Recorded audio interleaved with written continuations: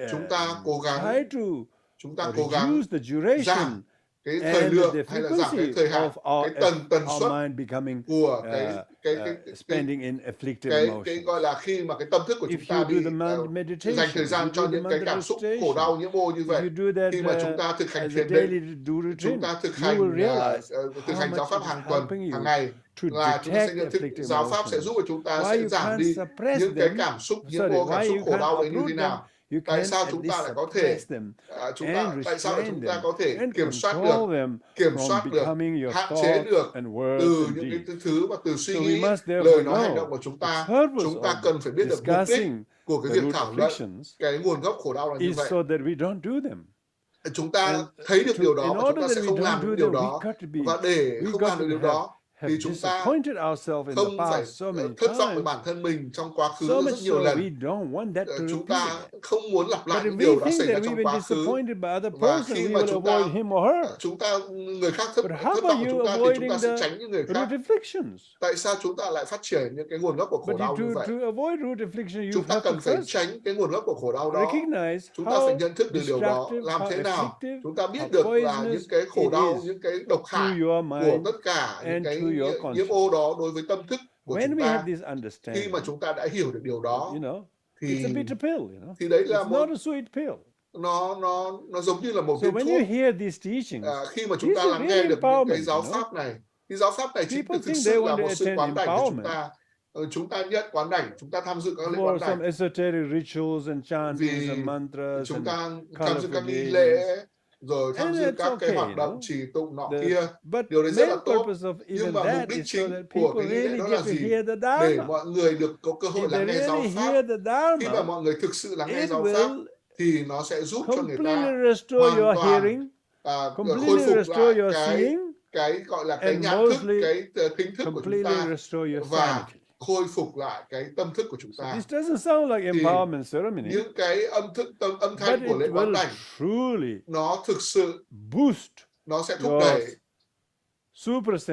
cái sự nhận thức, cái sự nhạy cảm của chúng ta để nhận thức được, để cảnh báo chúng ta về những cái việc sai trái, những cái tham chấp mà chúng ta có thể tạo ra, có thể làm. Đó là lý do vì sao chúng ta rất cần phải có nghi quỹ, rất cần phải có sự thực hành, rất cần phải có sự giới luật để dành một thời gian mỗi buổi sáng, buổi trưa hoặc là bất cứ lúc nào theo chính bản thân mình hoặc là với đồng nghiệp hoặc với tăng đoàn địa phương hoặc với ai đó để thực hiện các hoạt động Phật Pháp.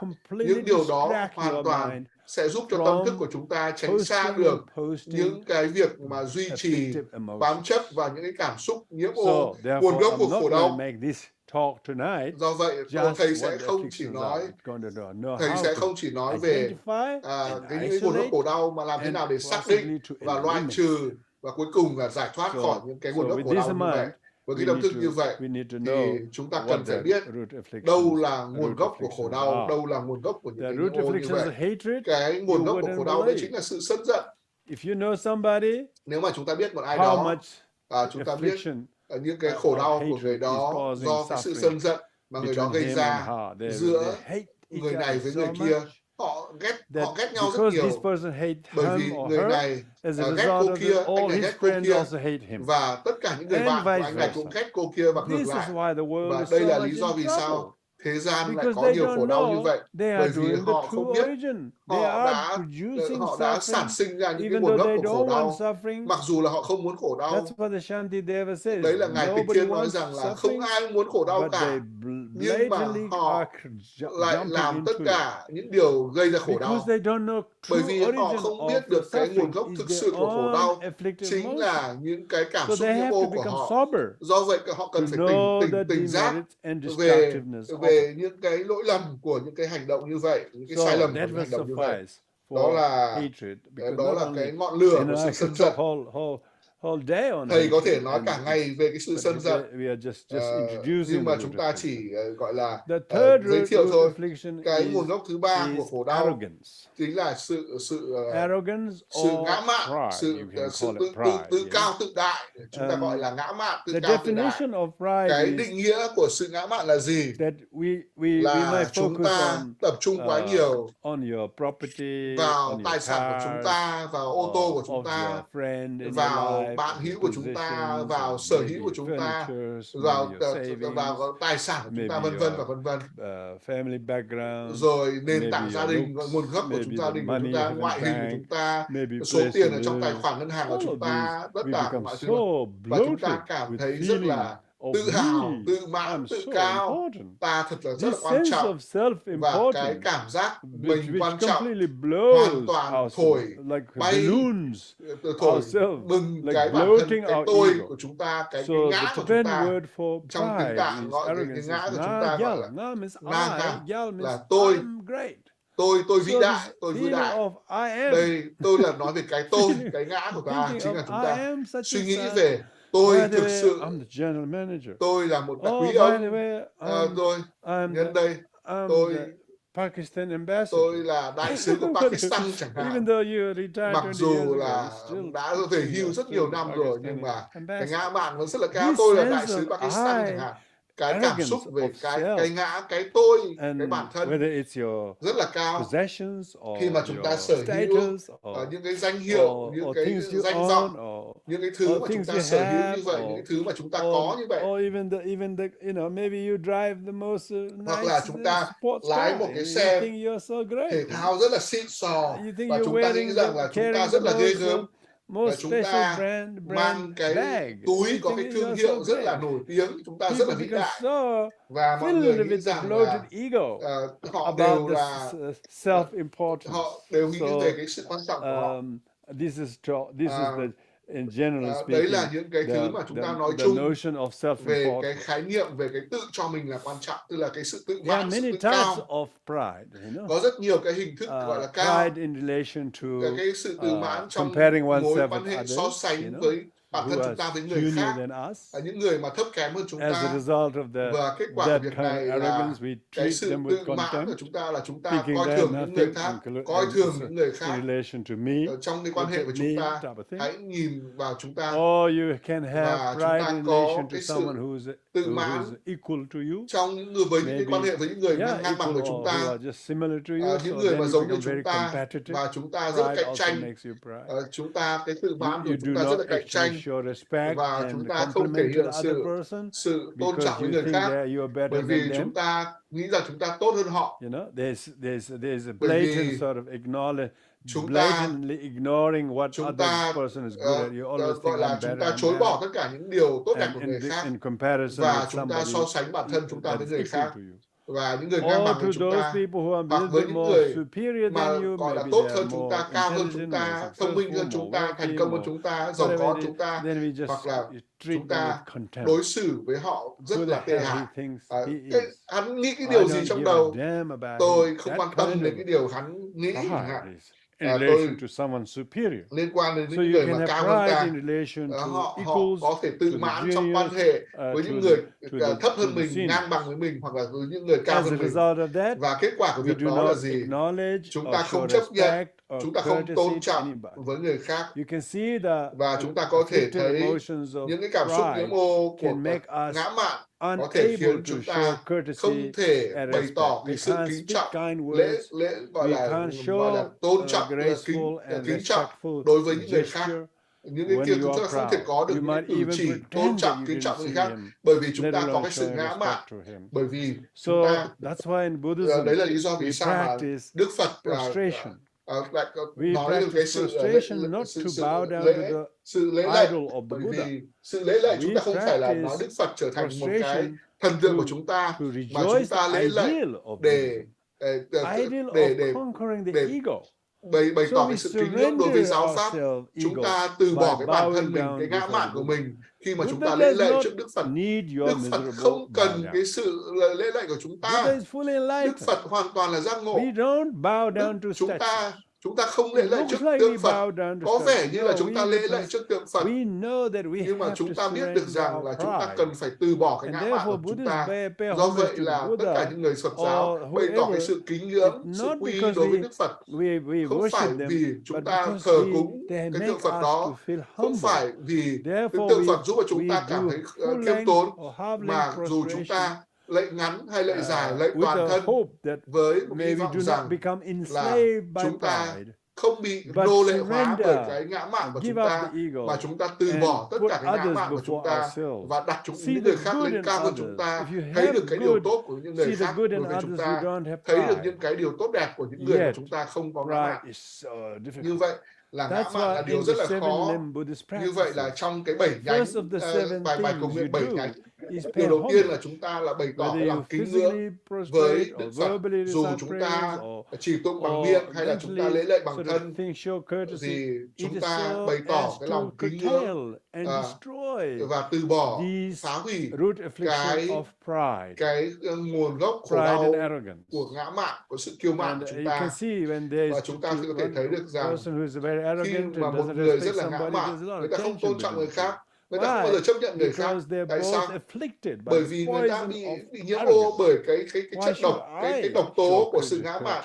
Tại sao lại họ phải, tức là họ nghĩ rằng họ lại phải bày tỏ cái sự kính ngưỡng đối với người khác, những cái sự sân giận đấy, cái sự thiếu kính ngưỡng như vậy, đó là nguồn gốc trong sự ngã mạn của cái người đó, cái sự kiêu mạn của người đó. Khi mà một người bị khổ đau bởi cái sự ngã mạn như vậy, người đó sẽ chẳng bao giờ học được điều gì hay từ người khác cả. Họ sẽ nói rằng tôi chẳng bao giờ đi nghe cái thằng cha này nó nói, tôi là cái thầy giáo của cái thằng cha đấy rồi, tôi chẳng bao giờ đi nghe cái thằng cha này nó nói. Dalai Lama là thầy giáo à? Nhưng mà mọi người đi học với người khác rất nhiều năm, chẳng bao giờ nói ông ấy là thầy giáo của tôi cả. Nhưng mà thầy giáo đó là Dalai Lama. Những người đó chẳng bao giờ nói rằng đấy là thầy giáo của tôi. Như vậy là cái sự ngã mạn nó rất là cao. Họ coi thường, họ không thể nào mà khiêm tốn được.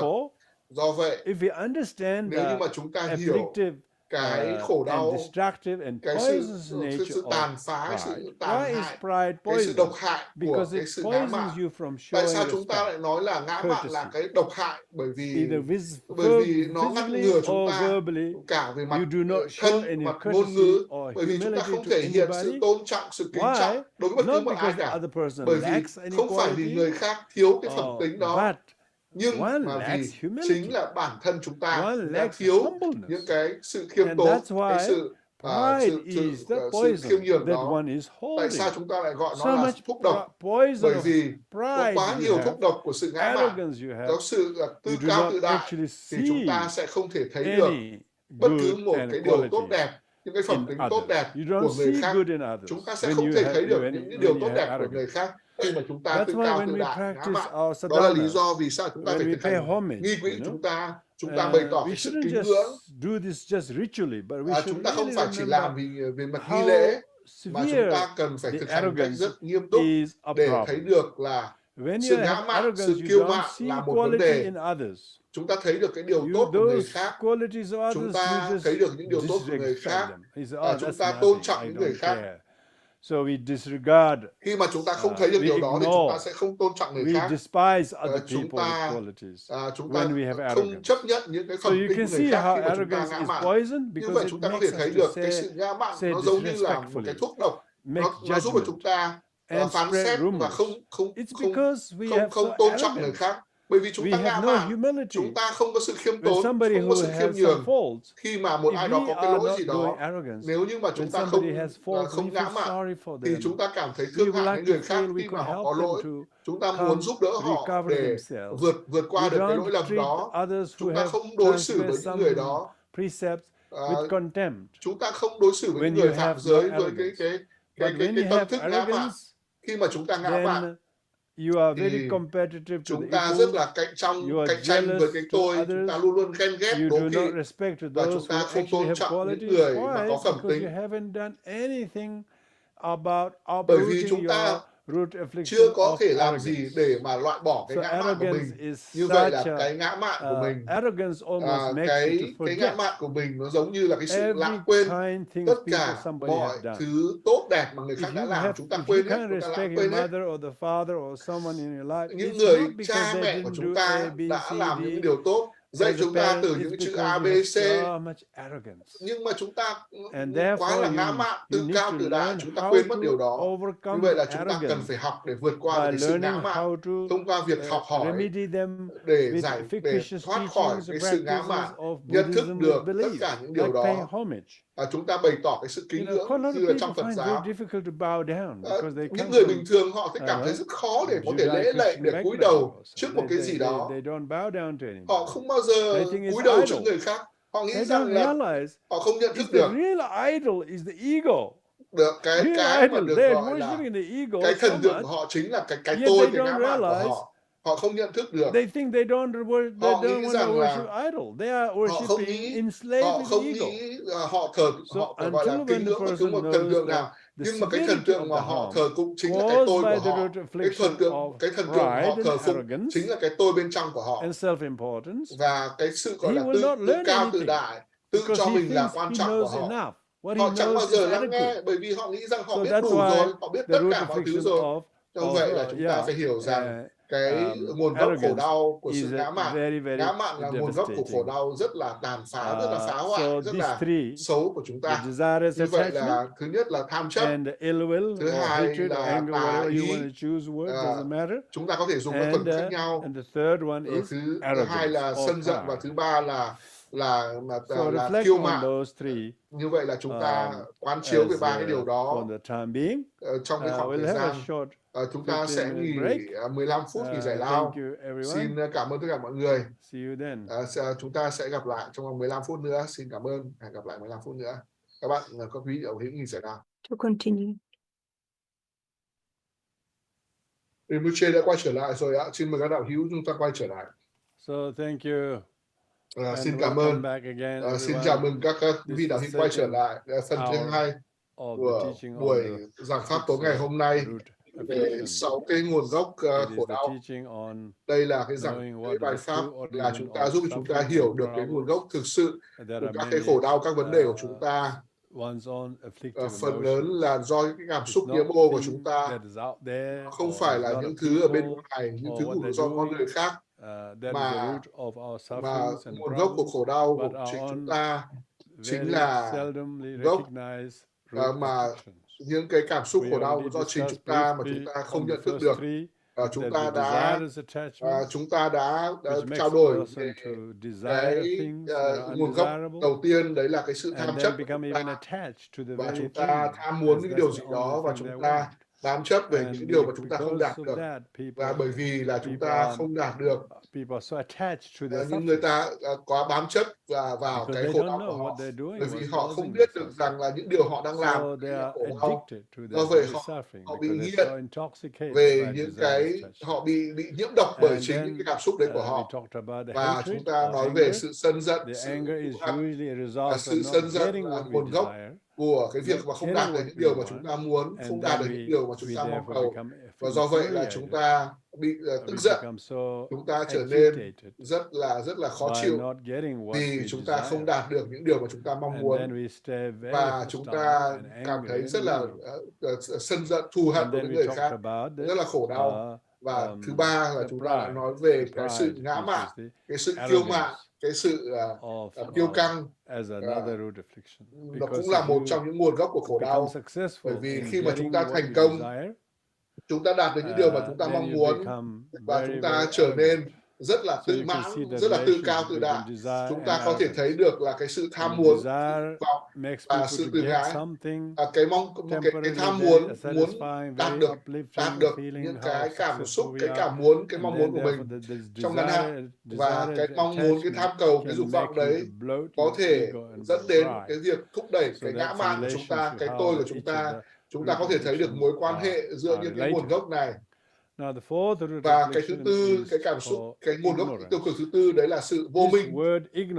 Cái từ vô minh từ tiếng Hàn avidya, nghĩa là không, vidya có nghĩa là knowledge, tức là không có kiến thức, sự thiếu hụt, sự thiếu vắng cái sự hiểu biết, gọi là vô minh. Bởi vì thiếu cái sự hiểu biết một cách đúng đắn, và suy nghĩ rằng mọi thứ là cái này là cái khác, khiến cho mọi người không biết sự tồn tại của cuộc đời, cuộc sống sau cái chết. Họ không biết cuộc sống sau cái chết là cái gì, và họ nghĩ rằng Họ tin rằng là cái cuộc sống sau cái chết không tồn tại. Như vậy nó là sự gấp đôi cái sự cái lỗi lầm của họ. Bởi vì vô minh là không hiểu biết rằng là có cuộc đời, có cuộc sống sau cái chết, và họ nghĩ rằng là họ tốt hơn bởi vì họ không cần phải tin vào những điều đó. Như vậy là vô minh là sự thiếu vắng trí tuệ, thiếu vắng sự hiểu biết. Một người mà một người không biết được rằng là cái máy đang chạy rất là nguy hiểm và chạm cái máy đang chạy như thế và làm thương chính bản thân mình, và rất nhiều người thì không biết được điều đó. Mọi người uống rượu, mọi người cho rằng uống rượu là rất là ngon lành và rất là thú vị, rất là thư giãn, nhưng mà họ không biết được điều đó. Họ vô minh, họ không biết được rằng là cái tác hại phá hủy của rượu đối với cuộc đời của họ. Do vậy mọi người vô minh, mọi người gọi là không hiểu được rằng là rượu rất là có hại đối với sức khỏe của họ. Và chúng ta nói về việc uống rượu quá nhiều, nhất là không phải là uống rượu ở mức độ vừa. Cái giáo pháp nói rằng là khi mà chúng ta sử dụng rượu, Đức Phật nói rằng là những người mà đi theo Đức Phật không nên uống kể cả một giọt rượu. If they are not ignorant about the harmfulness of alcohol, they will not take alcohol. Because they're ignorant, they don't know. Họ nghĩ rằng là vô minh, họ không biết that alcohol's harmfulness. They desire the very thing. They desire alcohol. They go to the bottle shop. Họ đến các cái quán rượu để mua. Spend time and họ không muốn dành thời gian để uống sữa ở nhà, mà họ đi xe đến cái cửa hàng bán rượu, họ quay trở lại còn trong vòng 20 phút nữa để mua một chai rượu. Họ vô minh, họ lãng phí tiền bạc và họ đã phá hủy cái thận, cái gan của họ, và rất nhiều cái tác dụng phá hủy về huyết áp cao, rồi tất cả những loại bệnh khác. Mọi người không hiểu được cái sự tệ hại của rượu và những cái điều mà họ mong muốn. Họ trả cái giá mà họ cần phải trả, bởi vì cái tham muốn của họ rất là không thể chấp nhận được, đó chính là rượu. Và rượu phá hủy cuộc đời của họ, và rượu gây nhiễm độc đối với bản thân thể của họ. Họ vô minh, họ không hiểu được những điều tương đối như vậy. Và tất nhiên, và vô minh về những điều tuyệt đối, đấy là về bản chất của mọi sự việc. Và khi mà mọi người không hiểu được mọi thứ đều là vô thường, họ không nhận thức được cái công việc này cũng là vô thường, cái mối quan hệ này cũng là vô thường, cái vị trí này cũng là vô thường, cái sức khỏe này cũng là vô thường, cái tình bạn đối với một người nào đó, cái công việc này cũng đều là vô thường. Họ đều vô minh, họ không hiểu được rằng mọi thứ đều là vô thường. Họ nghĩ rằng mọi thứ đều là thường hằng, và họ nghĩ rằng họ sẽ xin những công việc lâu dài. Họ không hiểu rằng chẳng cái gì gọi là lâu dài cả. Như vậy họ vô minh. Vô minh chính là sự thường hằng. Họ không hiểu được điều đó. Họ nghĩ rằng là cái việc của họ làm, họ đang bám chấp vào những điều đó. Và họ nghĩ rằng là cái chai rượu mà họ mua chỉ có hiệu lực có giá trị trong vòng 2 năm thôi. Trước 2 năm họ uống có thể là thuốc, nhưng mà sau 2 năm thì cái thuốc đã hết hạn rồi, thì nó không còn có tác dụng của thuốc nữa. Mọi người không hiểu được những cái việc của thế gian như vậy. Họ không nhận thức được rằng họ đi về phương Đông, nhưng mà họ lại hướng về phương Tây. Như vậy là họ đi sai đường, họ đi sai lệch. Và họ không hiểu được cái lòng tốt của cha mẹ, và họ rất là thiếu tôn trọng, họ thiếu kính lễ đối với cha mẹ của họ, và họ tỏ ra thái độ rất là tiêu cực đối với cha mẹ của họ.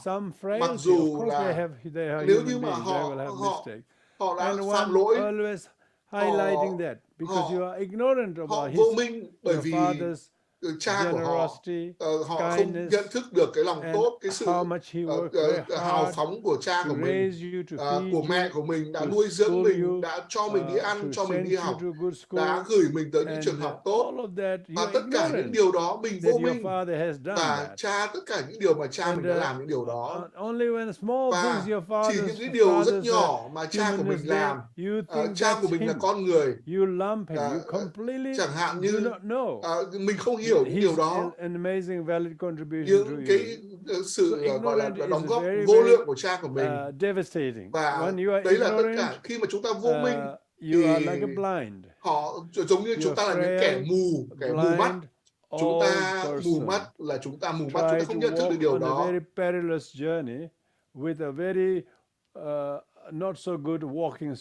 Và chúng ta giống như là những người mù, nhưng mà chúng ta lại không có những cái cây gậy để giúp cho chúng ta đi bộ được một cách an toàn. Và chúng ta đi theo những con đường rất là nguy hiểm. Tương tự như vậy, đấy là cái con đường thông thường. Trong cái sự vô minh, cái sự ngu si của chúng ta, nó giống như là một người phụ nữ mù đi trên một con đường núi rất là nguy hiểm mà không có cái gậy để giúp đi đường tốt. Khi mà chúng ta bị nhiễm ô bởi sự vô minh, chúng ta thường chúng ta chẳng có cái năng lực gì để biết được những điều đúng đắn. Chúng ta không có khả năng để hiểu được điều đúng đắn. Chúng ta không hiểu được tánh không, chúng ta không hiểu được sự vô thường. Chúng ta không hiểu được về Bồ Đề Tâm. Chúng ta không hiểu được cái công đức về cái niềm tin ở nơi giáo pháp. Thay vì đó, chúng ta nói rằng giáo pháp thì không đúng đắn, và mọi người mất niềm tin với giáo pháp bởi vì người ta vô minh. Như vậy là vô minh là một cái sự rất là tệ hại. Nó giống như là một cái sự mù quáng, một sự mù mắt mà chúng ta không nhận thức được. Như vậy là chúng ta không hiểu được những điều thông thường, điều này là điều gì, điều này điều kia. Như vậy chúng ta hiểu là vô minh về cái sự hiện hữu, về cái sự thật tuyệt đối. Mọi người vô minh, mọi người tất cả mọi thứ đều tương thuộc vào với nhau, không có cái gì độc lập cả. Họ không biết được hiểu sự tương thuộc là cái gì. Mọi người nghĩ rằng là mọi thứ đều độc lập với nhau, và họ phát triển cái sự sân giận, sự trả thù, sự thù hận, sự ghét bỏ với người khác, bởi vì người đó vô minh về cái sự nguy hiểm và sự có hại của bản thân người đó, của người đó khi mà giữ cái trạng thái, cái tâm thức thù hận đối với người khác. Cái lỗi lầm của cái việc sân giận như vậy, cái ngã mạn như vậy, cái kiêu mạn như vậy. Và đó là những chúng ta nói về ba cái cảm xúc, cái nguồn gốc khổ đau là tham chấp, sân giận và ngã mạn. Tất cả nó đều là cha mẹ của vô minh. Ở đây chúng ta phải hiểu nó là nguồn gốc. Vô minh là nguồn gốc của sự tham chấp. Vô minh, xin lỗi là vô minh là nguồn gốc của sự ngã mạn. Vô minh là nguồn gốc của sự sân giận. Chúng ta ghét một ai đó, những người đã làm những việc rất tốt đẹp với bản thân mình hơn bất cứ một người khác. Do vậy là chúng ta, phần lớn mọi người đều rất là sân hận, rất là ganh ghét, rất là đố kỵ, rất là thiếu tôn trọng đối với người khác, đều là nguồn gốc do là người ta vô minh. Và sự vô minh, cha mẹ của chúng ta đã hy sinh nhiều cho chúng ta như thế nào, và người đó hoàn toàn không hiểu những điều đó, và người đó thực sự là không thể hiểu được cái lòng tốt mà cha mẹ đã dành cho mình, và bày tỏ cái sự vô lễ đối với cha mẹ của mình, và người đó không hiểu được cái sự lòng tốt, cái sự bao dung, cái sự yêu thương mà cha mẹ đã dành cho mình, và người đó nói rằng là chẳng có bất cứ cái sự yêu thương nào ở đây cả. Cái người mà đã không có lòng yêu thương, không có lòng bao dung thì lại rất dễ là sân giận, rất dễ nổi giận, rất dễ thù địch với người khác, bởi vì hoàn toàn là vô minh, hoàn toàn là vô minh. Như vậy là nguồn gốc của chính tất cả những cái khổ đau khác. Thầy nhấn mạnh lại là vô minh chính là nguồn gốc của những cái khổ đau khác. Vô minh giống như là mắt bị mù, như là người mù. Chúng ta có tay, có chân, không có. Nhưng mà mắt của chúng ta bị mù, có tay có chân nhưng mà mắt bị mù. Vô minh giống như là người bị mù mắt ấy. Người mà bị mù mắt thì nghĩ rằng là người ta nghĩ rằng người ta đang đi theo hướng này, nhưng mà người ta lại đi ra vách núi, đi ra vách đá. Như vậy bất cứ điều gì người ta nói, bất cứ điều gì người ta làm, thì cái người vô minh đấy hoàn toàn không ý thức được những điều mình nói, điều mình làm và hệ quả của nó là gì. Và anh ta nghĩ rằng anh ta có thể đẩy ai đó vào tù, và anh ta nghĩ rằng là anh ta chiến thắng, nhưng mà anh ta không nghĩ được rằng là cái hệ quả của cái sự sân giận mà mình sẽ có gặp cái hệ quả khi mà mình tống ai đó vào tù là như thế nào. Anh ta hoàn toàn là không hiểu được cái công đức của sự bao dung, của sự từ bi, của sự tha thứ. Và khi mà chúng ta vô minh thì chúng ta không thể có được những điều đó. Chúng ta cần phải thực hành tha thứ, bởi vì chúng ta biết được rằng sự tha thứ không phải là ai là người đúng, ai là người sai, ai là người hiểu cái vấn đề, ai là người hiểu cái vấn đề đã tạo ra cái lỗi lầm đó. Do vậy là người đó có cái sự dũng cảm để tha thứ, để bao dung. Tại sao người đó không vô minh? Bởi vì người đó có trí tuệ. Bởi vì người đó có trí tuệ thì người ta không nuôi dưỡng cái sự phán xử, cái sự không chấp nhận người khác. Nhưng mà người ta hiểu rằng cái sự vô nghĩa của cái chết.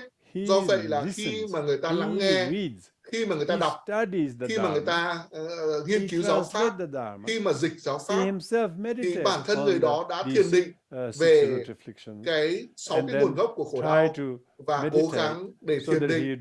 Do vậy là người đó sẽ không làm những cái tà ý, những cái ganh ghét, cái thù hận, cái sân giận hoặc là cái tham chấp đó, hay là cái vô minh đó.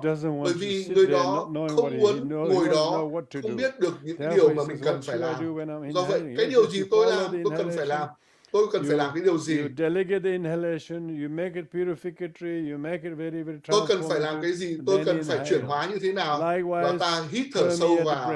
Chúng ta hít thở sâu vào, chúng ta thở ra. Nếu như mà chúng ta biết được thiền hơi thở như thế nào thì đó không phải là sự vô minh. Bởi vì nhưng mà mọi người lại không biết cách làm được đó. Họ không có sự dũng cảm, sự quyết tâm để ngồi xuống để thiền định.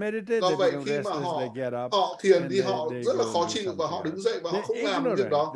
Họ vô minh và họ cần phải có sự tinh tấn.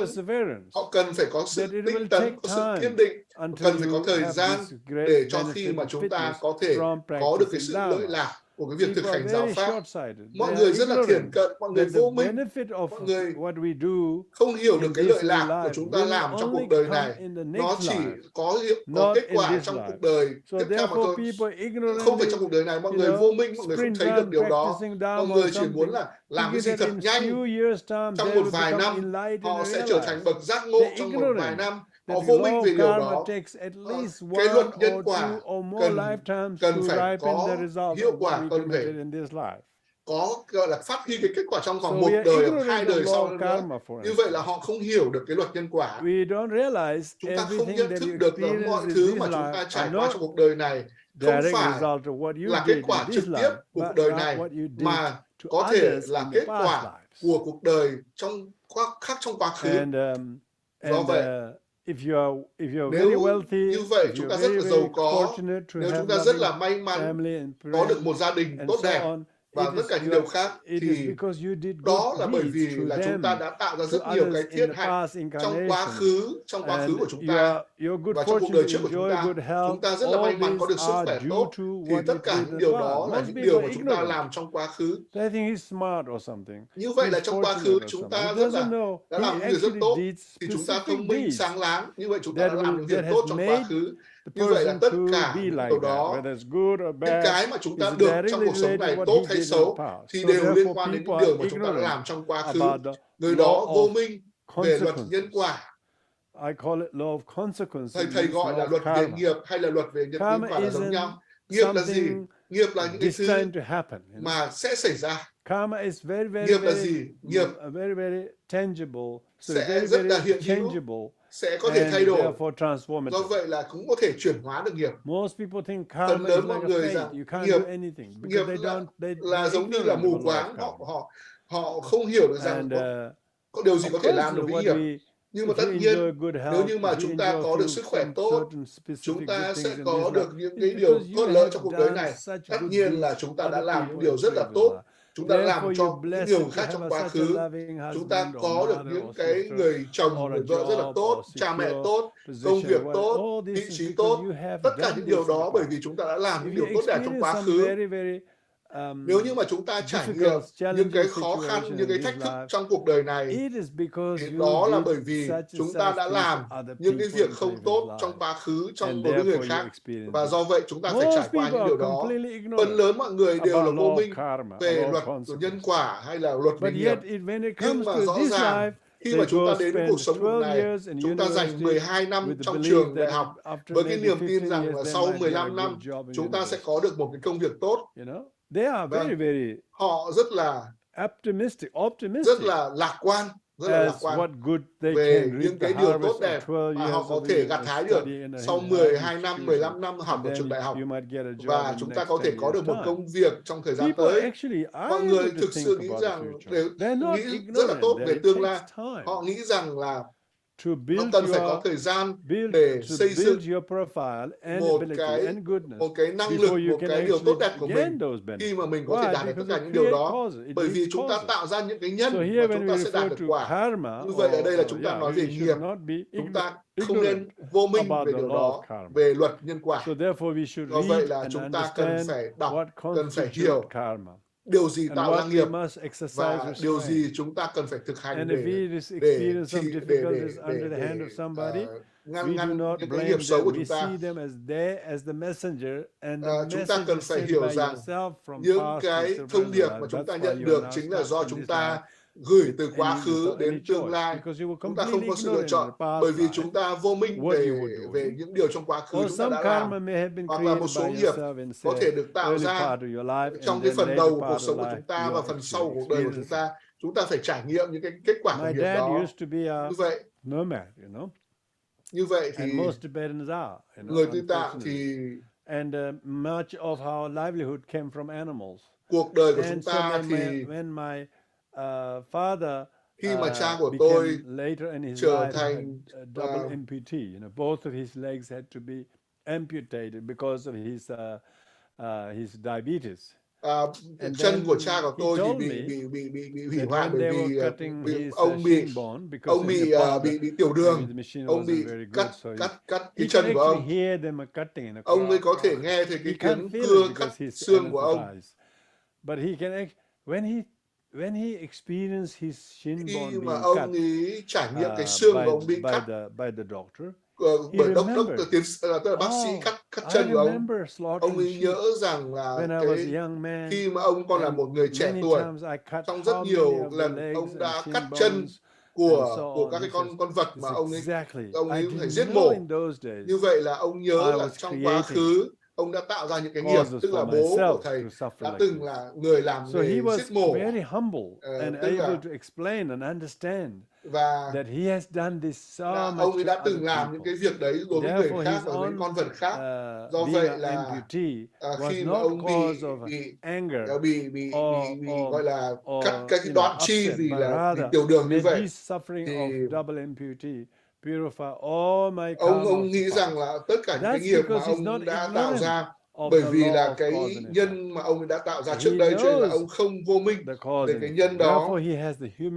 Do vậy là ông ấy cảm thấy chấp nhận cái kết quả đó, và do vậy là không có cái tâm thức bị khổ đau lắm. Vì khi mà ông đã hiểu cái giáo pháp rồi, chúng ta đã hiểu cái giáo pháp, chúng ta thực hành giáo pháp tốt, thì chúng ta cần phải học để không vô minh về luật nhân quả. Và đặc biệt là chúng ta không nên vô minh về những điều mọi thứ đều không độc lập với nhau. Chẳng có cái gì là độc lập cả. Phần lớn mọi người không hiểu được rằng mọi thứ là đều có cái sự tương thuộc lẫn nhau, có cái sự kết nối với nhau. They never khi mà mọi thứ say có cái kết everything nối is với nhau, dependent. They say, oh, you mọi did người it. cho rằng Oh, she did it to you.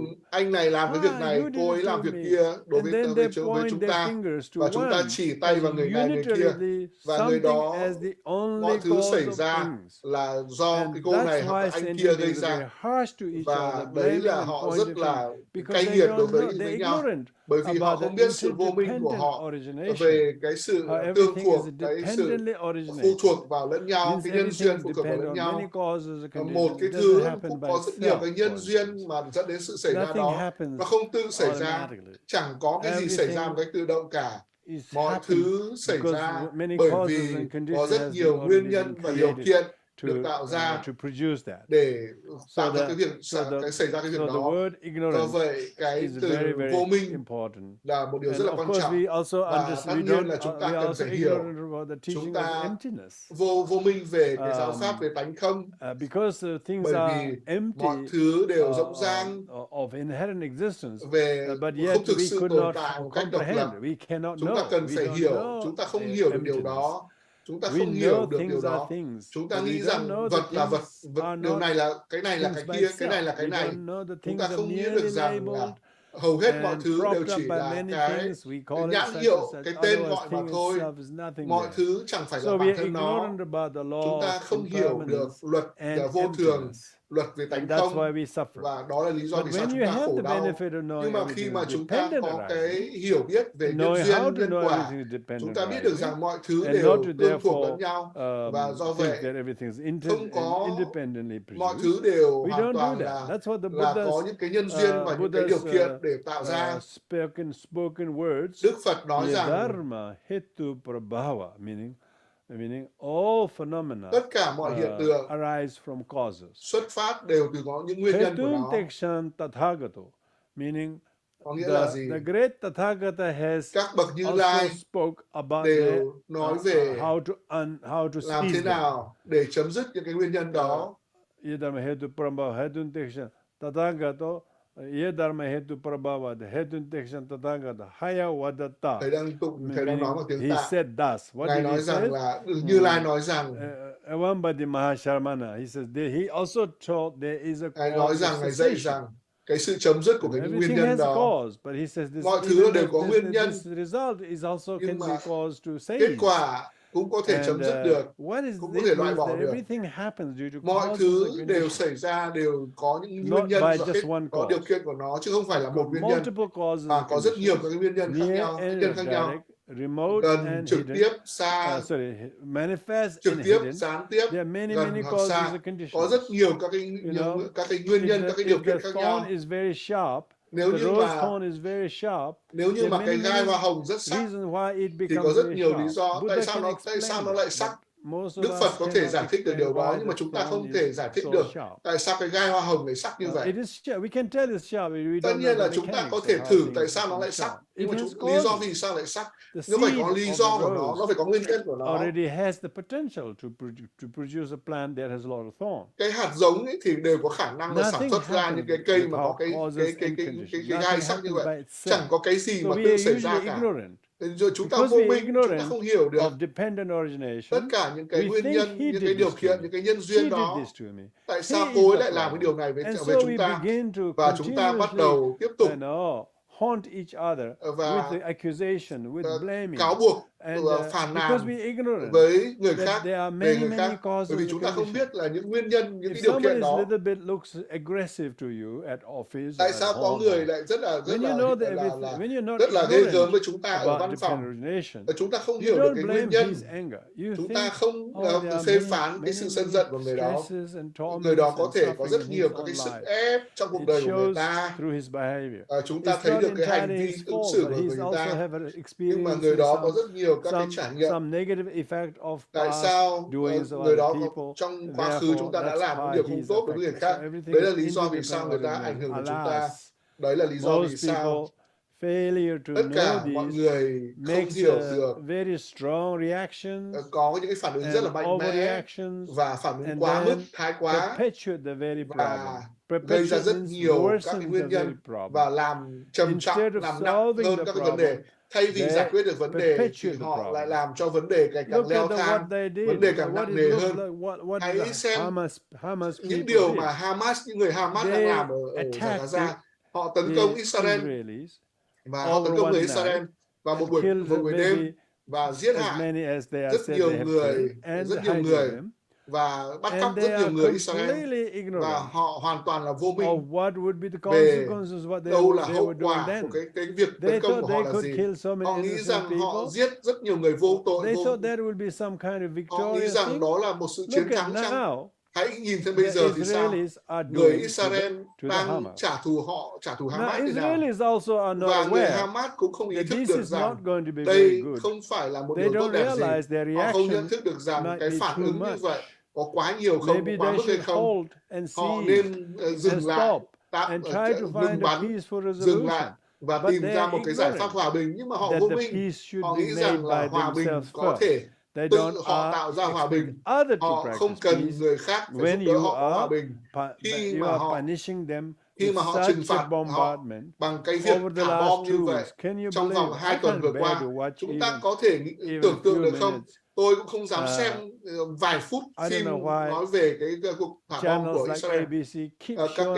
Tôi không hiểu tại sao cái kênh truyền hình ABC lại cứ liên tục lại mở những cái đoạn phóng sự về những cái sự trả thù như vậy. Họ toàn sử dụng những cái từ rất là tiêu cực, họ rất là vô minh, họ chẳng có cái câu chuyện tích cực gì để kể cả.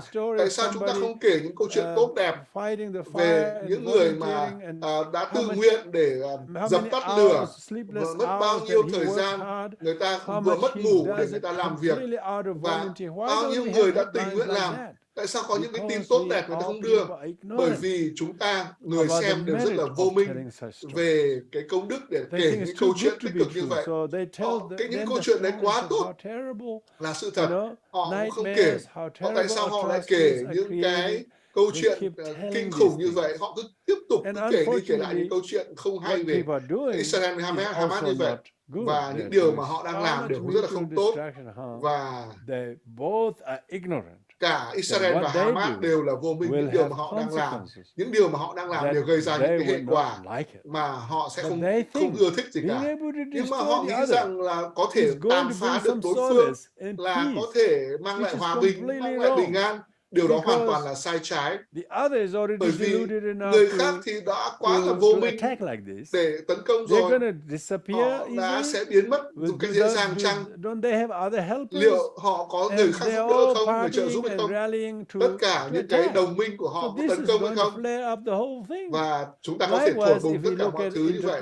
Và tương tự như vậy, nếu mà chúng ta nhìn vào từng người, có rất nhiều người phản ứng và phản ứng một cách thái quá, bởi vì họ hoàn toàn là vô minh, bởi vì cái hệ quả của những việc làm của họ.